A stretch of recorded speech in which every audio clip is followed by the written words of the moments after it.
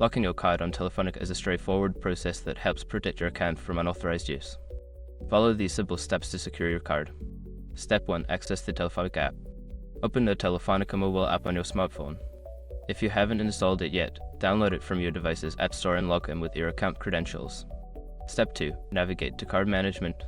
Once you are logged in, look for the Card Management on My Cards section in the app's main menu. This is where you can manage all your card-related settings. Step 3. Select the card to lock. In the Card Management section, you will see a list of your cards.